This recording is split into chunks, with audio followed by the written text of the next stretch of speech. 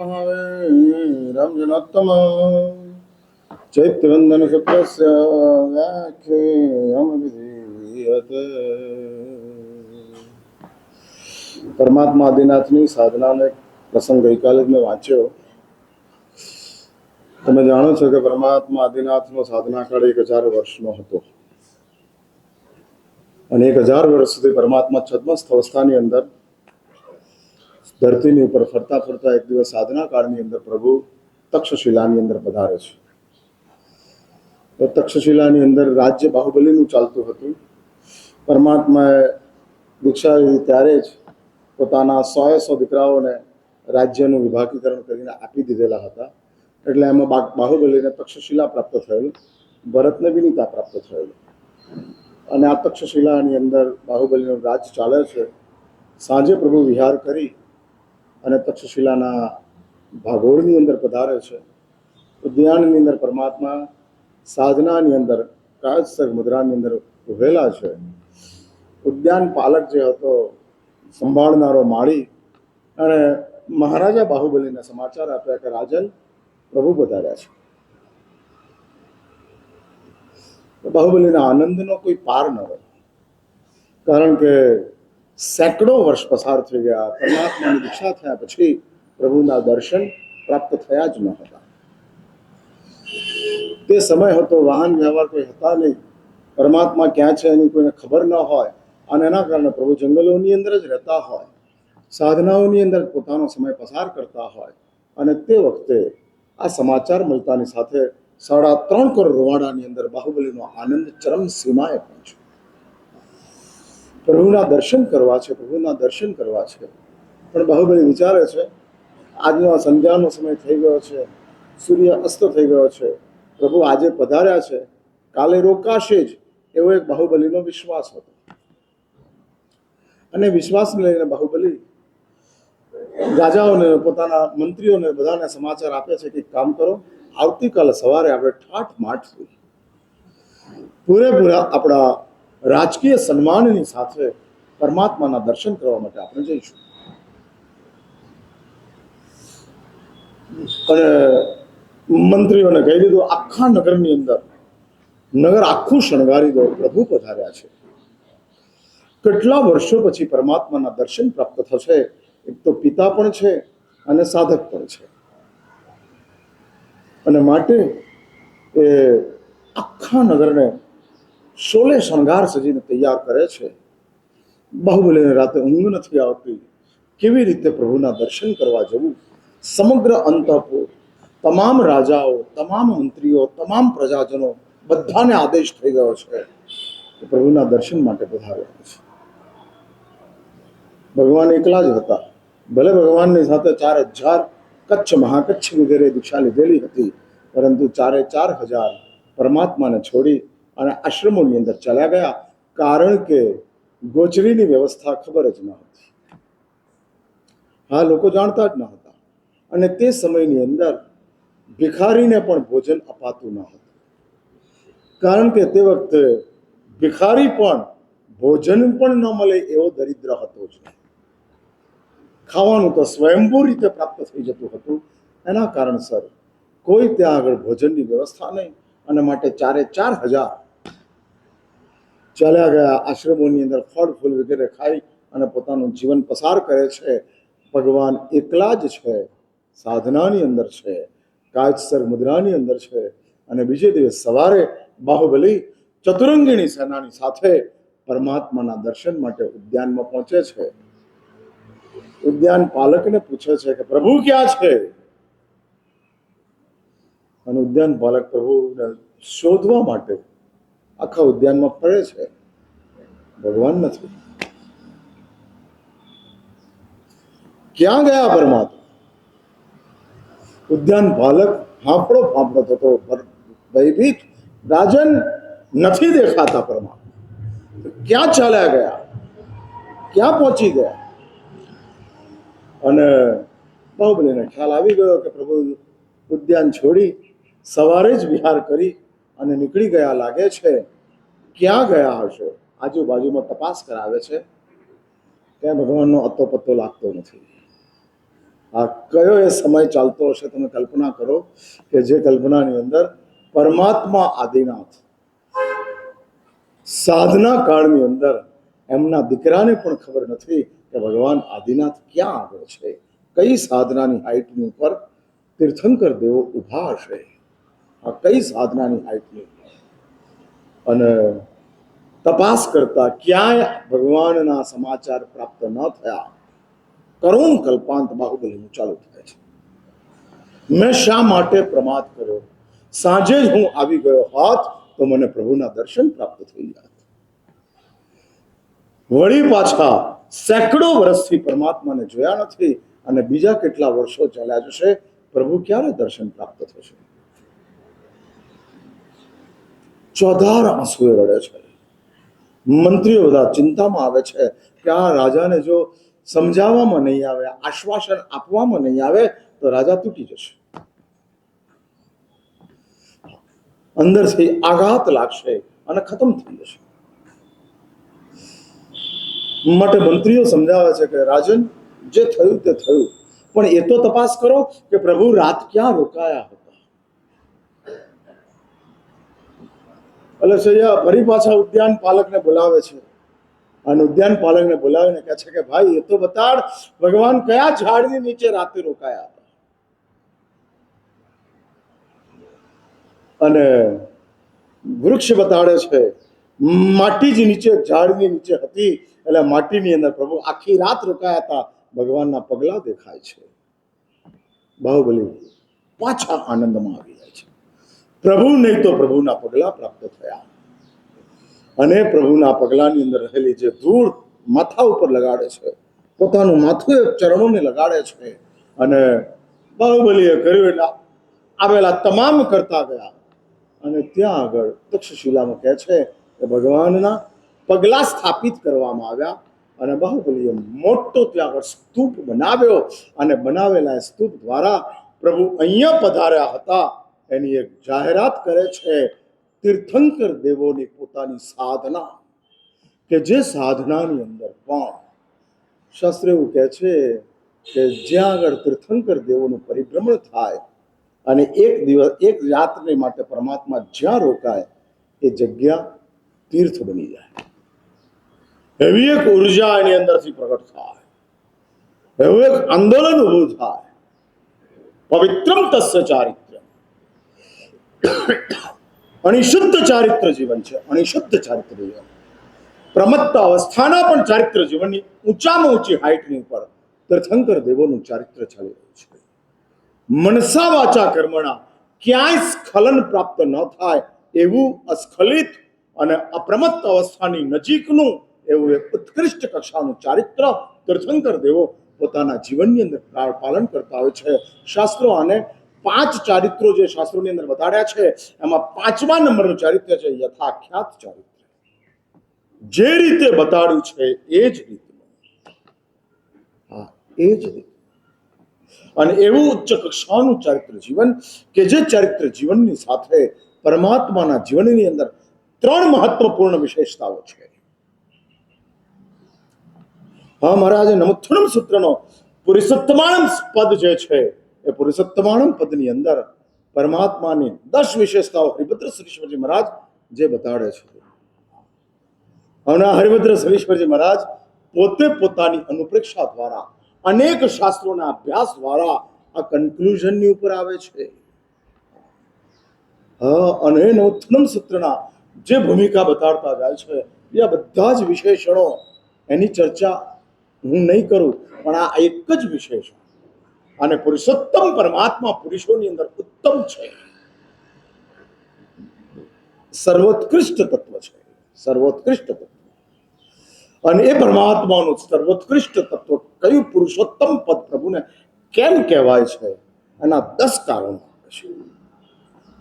શા માટે અમે પરમાત્માને? કારણ કે અમારી કોઈ તીર્થંકરો માટેની કે કોઈ વ્યક્તિ માટેની અંધભક્તિ નથી. જૈન ધર્મ ક્યારેય અંધભક્તિની અંદર માનતો નથી.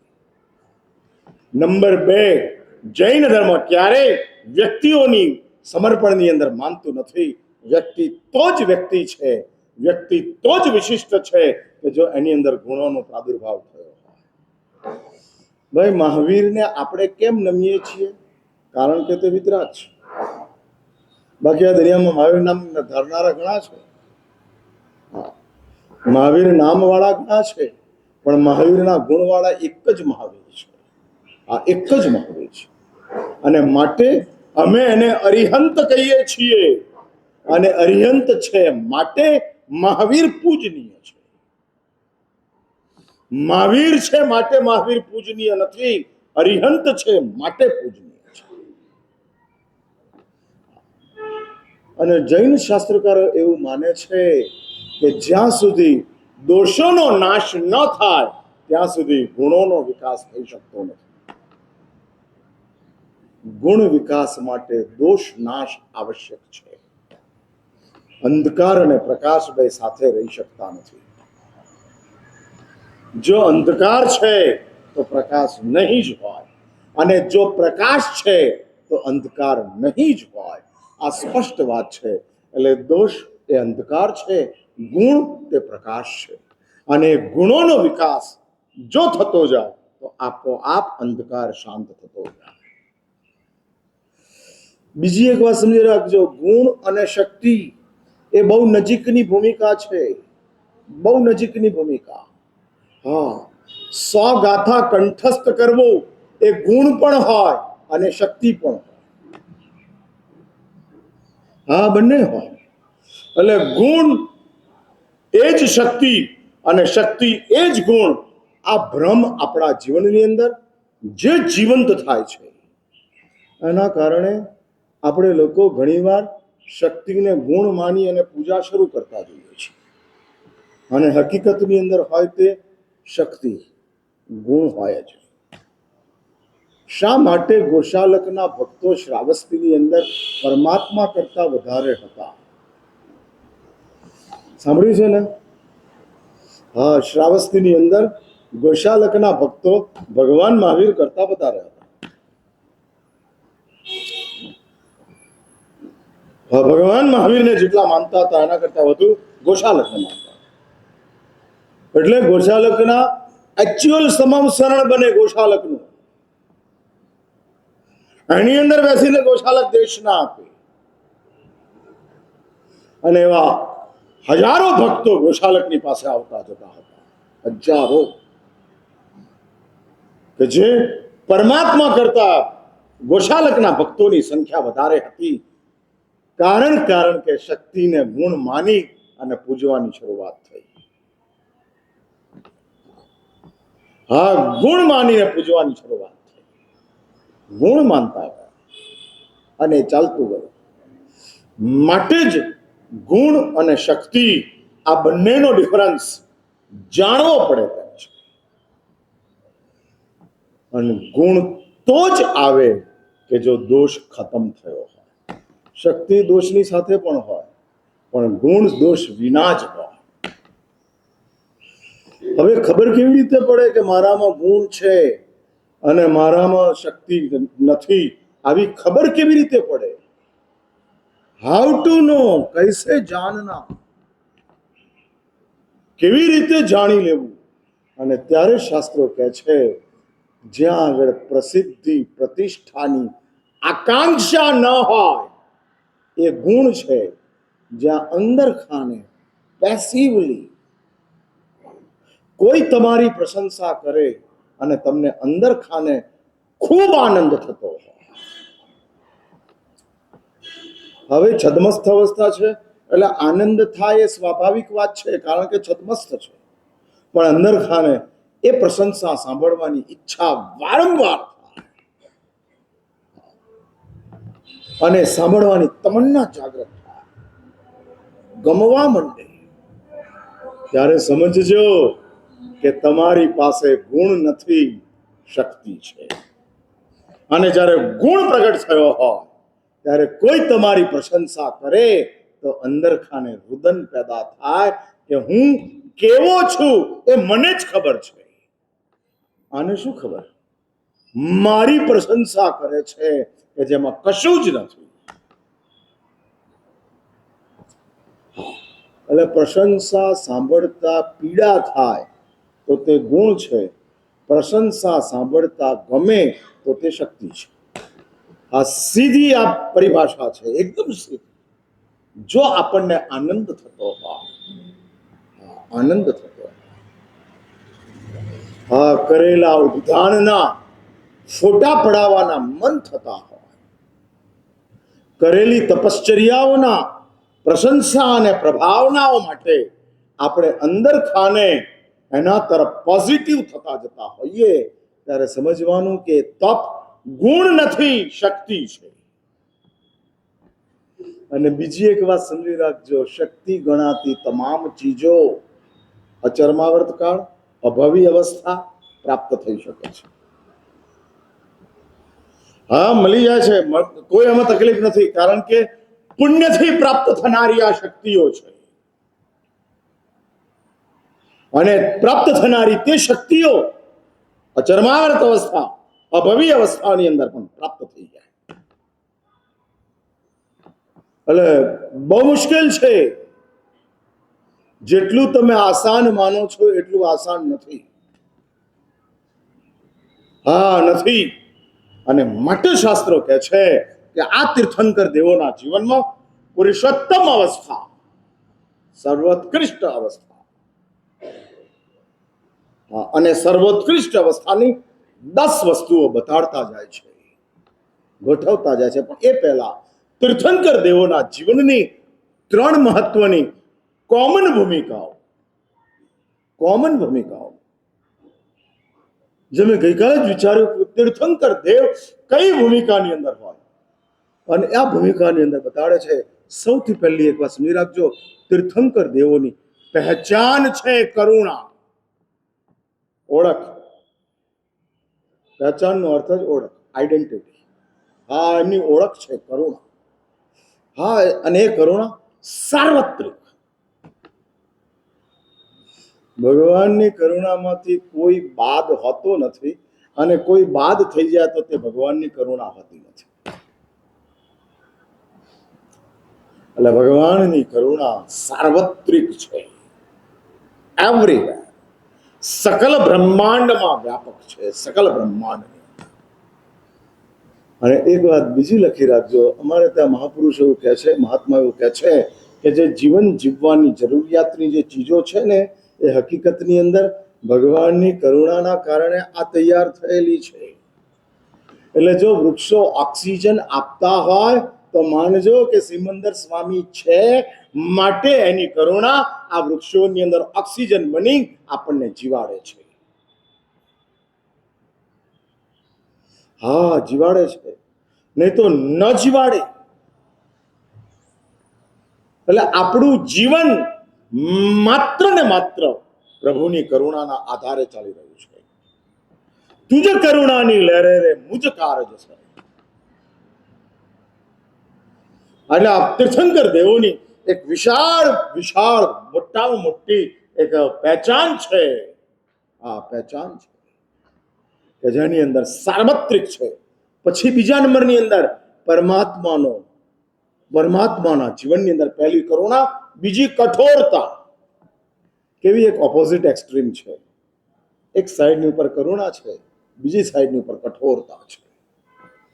કરુણા તે પહેચાન છે, કઠોરતા તે પ્રયાસ છે, એફર્ટ્સ છે, પ્રયાસ. અને કઠોર પરમાત્મા એટલે જગત માત્રના તમામ જીવો માટે સમાન કરુણા સાથે પરમાત્મા બેઠા છે, સમાન, જેમાં કોઈ વેરિએશન નહીં, સમાન, એકદમ સમાન. આ કેટલું બધું અઘરી ભૂમિકા છે, કેટલી બધી અઘરી ભૂમિકા છે, પણ એ સમાનતાની સાથે ગોઠવાયા છે. અને કઠોરતા એ તીર્થંકર દેવોનો પ્રયાસ છે. પોતાની જાત માટે સૌથી વધુ પરમાત્મા કઠોર, જગત માટે કરુણા, જાત માટે કઠોરતા. પોતાની જાતનો પ્રભુએ ક્યારેય વિચાર કર્યો નથી, નેવર. નેવર. ક્યારેય નહીં. તમે એવો એક નાનકડો પ્રસંગ મને શોધી આપો તીર્થંકર દેવોના જીવનમાંથી કે જેમાં તીર્થંકર દેવોએ પોતાની જાતને પ્રાયોરિટી આપેલી હોય. ક્યાંય નથી. કોઈ ભૂમિકાની અંદર નથી. માત્ર કઠોર, માત્ર કઠોર. હા, સાધનામાં તો કઠોરતા હતી જ, અને કઠોરતા સાથે જ પ્રભુ રહ્યા છે સાધનાની અંદર. પણ વિતરાગતા પ્રાપ્ત થયા પછી પણ પરમાત્માએ પોતાના જાત માટેનો ક્યારેય વિચાર કર્યો. સવાલ જ નથી આવતો. પણ આવી એક ભૂમિકા છે, અને છેલ્લી ભૂમિકા એટલે પહેચાન કરુણા છે, પ્રયાસ કઠોરતા છે, અને છેલ્લી પરમાત્માની પ્રકૃતિ કૃતજ્ઞતા છે. હા, કૃતજ્ઞતા. કૃતજ્ઞતા એટલે સમજો ને, કૃતજ્ઞતાનો અર્થ સતત સતત ઉપકારનું સ્મરણ ચાલ્યા કરે. જેણે આપણી ઉપર કંઈક ઉપકાર કર્યો છે એની સતત યાદ ચાલ્યા કરે. આ ઉપકારની સ્મૃતિ, એનું નામ કૃતજ્ઞતા છે. સતત સ્મૃતિ ચાલે, રાઉન્ડ ધ ક્લોક, 24/7. હા, સ્મૃતિ ચાલ્યા કરે, સ્મૃતિ ચાલ્યા કરે. આ તીર્થંકર દેવોની પ્રકૃતિ જે જગત આખાની ઉપર ઉપકાર કરે છે, આ જગત આખાની ઉપર, એ પણ પોતાની ઉપર જેનો ઉપકાર છે એને ભૂલતા નથી. સતત જેનો ઉપકાર ચાલે છે, સતત. અને એવા તીર્થંકર દેવો, એટલે આ પ્રકૃતિ છે, સ્વભાવ. અને સ્વભાવ એને કહેવાય કે એ ક્યારેય ન જાય. હીરો મુગટમાં હોય તોય ચમકે, ને ઉકરડામાં હોય તોય ચમકે. હીરો એવું નથી કહેતો કે મુગટ નથી માટે હું નહીં ચમકું. હા, ત્યાંય ચમકે. હા, એટલે સૂરજ વાદળની પાછળ જાય તો ન ચમકે બને, પણ હીરો ઉકરડામાં હોય કે મુગટમાં હોય, બંને ઠેકાણે એનો ચમકારો સેમ જ હોય.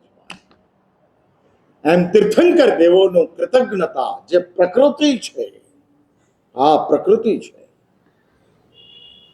કે જે પ્રકૃતિને લઈ અને શાસ્ત્રો એવું કહે છે કે એવી એક ઊંચાઈ છે કે જે ઊંચાઈને લઈ ઇતિહાસની અંદર એવા પ્રસંગો આવે છે, અને એવા પ્રસંગોની અંદર પ્રભુ પોતાની કૃતજ્ઞતાને સતત પ્રગટ કરતા જાય છે.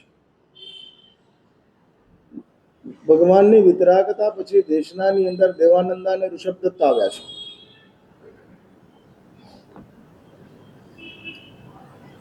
અને દેવાનંદા અને ઋષભદત્ત આવ્યા છે.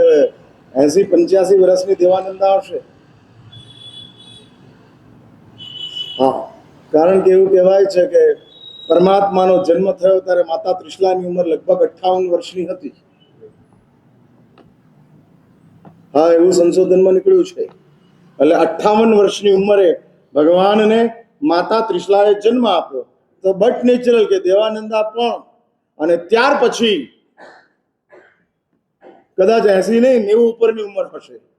અને 90 ઉપરની ઉંમર વાળી દેવાનંદા અને ઋષભદત્ત પરમાત્માના સમાવસરણની અંદર પહોંચે છે. ભગવતી સૂત્રની અંદર આ વાત આવે છે. અને પરમાત્માના દર્શન કરતા વેરી ફાસ્ટ, કારણ કે દેવાનંદાની કુક્ષીમાં ભગવાનને જ્યારે ઉઠાવી ગયા, હારિણી ગમિષ્ઠ દેવ લઈ ગયા, ત્યારે દેવાનંદાએ પોતાના બાળકને જોયો નથી. અને ત્યાર પછી સમગ્ર લાઈફની અંદર 42 વર્ષના પોતાના પરમાત્માના જીવનની અંદર ક્યારેય દેવાનંદાએ વર્ધમાનને જોયા હોય એવી ઘટના શાસ્ત્રમાં નોંધાઈ નથી. થયું જ નથી. અને પરમાત્માએ પણ એવો કોઈ પ્રયાસ કર્યો નથી. તીર્થંકર દેવોની પાસે એવી કોઈ જિજ્ઞાસા, કુતૂહલ, પ્રયાસ કશું જ હોતું નથી. બહુ આમ સ્મૂધલી, આરામથી, એમાં કે બહુ મેળવી લેવું, છોડી દેવું, પ્રાપ્ત કરી લેવું, જાણી લેવું, આવી કોઈ ચીજ હોતી નથી. કેટલી બધી આમ નેચરલ ભૂમિકાની અંદર, નેચરલ ભૂમિકા. અને આવી બધી વાતોનું અમે લોકો ચિંતન કરીએ ને ત્યારે અમને એમ થાય કે શું કમાલ હશે, કઈ ભૂમિકા હશે. અને ચિંતનના કારણે અમે લોકો અમારા વર્તમાન સંયોગોની અંદર સ્વસ્થ રહી શકીએ. હા હા, નહીં તો તમારી વચ્ચે સ્વસ્થ રહેવું બહુ અઘરું કામ છે. હા, અહીંયા બધા મૂડ આઉટ થયેલા જ આવતા. હા હા, બસ 1 કલાક ટાઈમ પાસ કરવાનો છે. ચલો, સાંભળવાથી કોઈ ફાયદો નથી, ન સાંભળવાથી કોઈ નુકસાન નથી, એવું ક્રાઉડ મને મળતું જાય છે. સમજ્યા તમે? સમજ્યા શું મેં કીધું? સાંભળવાથી કોઈ ફાયદો નથી, જે છે જ. એમાં કોઈ ચેન્જ આવવાનો નથી, જે છે જ. હવે કેટલો ચેન્જ લાવવાનો પણ, અને જ્યાં ચેન્જ લાવવાનો છે ત્યાં આગળ શક્ય નથી. જીવન બદલાઈ ગયું, શરીર બદલાઈ ગયું, સમય બદલાઈ ગયો, અને જે બદલવાના છે વિચારો એ બદલાયા નથી, ચાલે છે. અને આ બધું આમ ગોઠવાતું જાય છે. પણ અમે લોકો સ્વસ્થ છીએ. બહુ ટેન્શન આવતું નથી. શરૂઆતમાં આવતું હતું, પણ હવે નથી આવતું. ચાલવા દો, જે ચાલતું હોય ચાલવા દો. ટેક્સી હોય ને, તમને ખબર છે, ટેક્સી જે ચલાવતો હોય ને, એને જ્યાં સુધી પેસેન્જરો ના આવે ને ત્યાં સુધી એ બેસી રહે. આ 4-5 જણા ભેગા થાય ને પછી ટેક્સી ચલાવે, નહીં તો પેટ્રોલનો ખર્ચ માથે પડે. પણ કોર્પોરેશનની લોકલ બસ હોય ને, એમાં પેસેન્જર હોય કે ના હોય, હા, AMTS ની બસ ખાલી એ ચાલે ને. હા બ્રિગેનભાઈ, શું? હા, ટાઈમ થાય એટલે ઉપાડવો પડે. આપણે ટાઈમ થાય ત્યારે ઉપાડતા નથી, ટાઈમ થાય એટલે પહોંચાડી દઈએ છીએ. હા, એટલે આ અમારી AMTS ની બસ જે છે, AMTS ની બસની અંદર પેસેન્જર આવે ગમે ત્યારે, જાય સમયસર. હા, એટલે આ આપણી આ બસ ચાલે છે. એટલે આ લોકલ બસ, નો ટેક્સી, નો પર્સનલ, લોકલ બસ. અને માનીને બેઠા છે કે આ ચાલવાનું. હા, આ જ ચાલવાનું. નીરસ લોકોને સરસ ચીજ આપવાની છે. સાંભળી મારી વાત? શું સાંભળ્યું? બોલો બોલો, જલ્દી બોલો. હા, વિડીયોમાં જવું જોઈએ. નીરસ લોકો, તદ્દન નીરસ, અને સારામાં સારી વાતો. હા હા, સારામાં સારી વાતો સંભળાવતા જવા.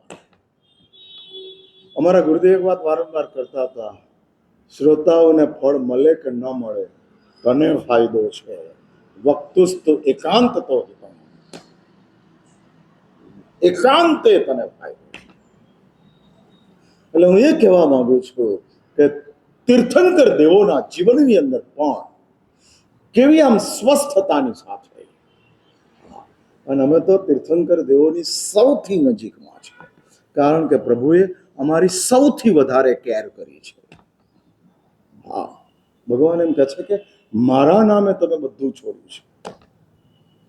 પાપ તો છોડ્યા, પુણ્ય છોડ્યું. સાધુ બન્યા એટલે શું થયું? ધર્મી બન્યા એટલે પાપ છોડ્યું, પણ સાધુ બન્યા એટલે પુણ્ય ને પાપ બે છોડ્યા. હા હા, એટલે ધર્મની અંદર માત્ર પાપ જ છૂટે છે, પુણ્ય નથી છૂટતું.